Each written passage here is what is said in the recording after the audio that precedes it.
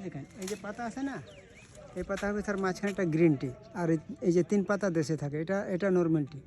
এটার দাম হলো 1 কেজি 4000 টাকা, আর এটা 440 টাকা, 460 টাকা। তো এই পাতাটা স্যার আমাদের প্রাইস নাকি খুচরা?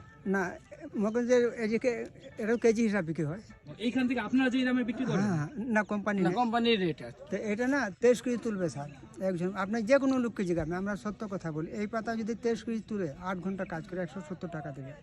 মানে আপনারা এটা 23 কিলো তোলার পর 8 ঘন্টা ডিউটি করার পর 170 টাকা স্যালারি পান পার ডে। হ্যাঁ, আচ্ছা, এটা কি রেগুলার, মানে আপনারা যে স্যালারিটা পান সেটা কি রেগুলার আপনাদেরকে পেড করা হয়? এটা মনে যে আজকে তুলে জমা দিছে না, জি। সপ্তাহে বেতন দেয়।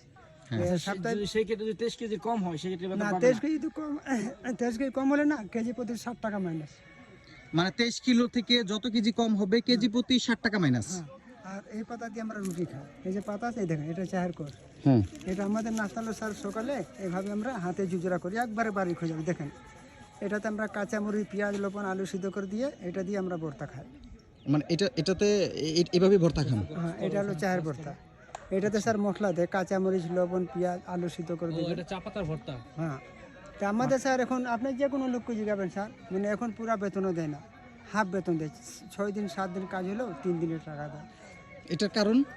এই যে কী বলবেন স্যার, মালিক তো এমনি বলে যে বাগানের লস, তেমন আমরা কি বলি, আমি তো স্যার কাজ করি, হিসাব তো মালিক দেয়, কিন্তু অভাব স্যার, কষ্ট। এই গাছটার বয়স জানি কত বলে? এই গাছ 85 বছর। আপনি যে কোনো মালিককে জিজ্ঞাসা, চা গাছ 300 বছর লাস্টিং করে, চা গাছের গুঁড়া দিয়ে টি টেবিল বানায়।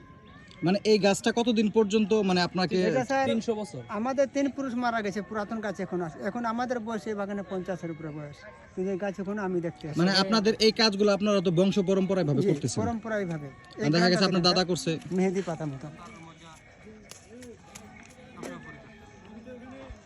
আমরা স্যার যেমন পরিশ্রম করি না, খাওয়া দাওয়া কষ্ট হয় না। খালি আমাদের সুবিধা হলো স্যার, আমি সত্য কথা বলি, ওই যে হাফ কেজি রেশন বলে যে কাজ করে না, সপ্তাহ 3 কেজি ময়দা পায়, ময়দা 3 কেজি।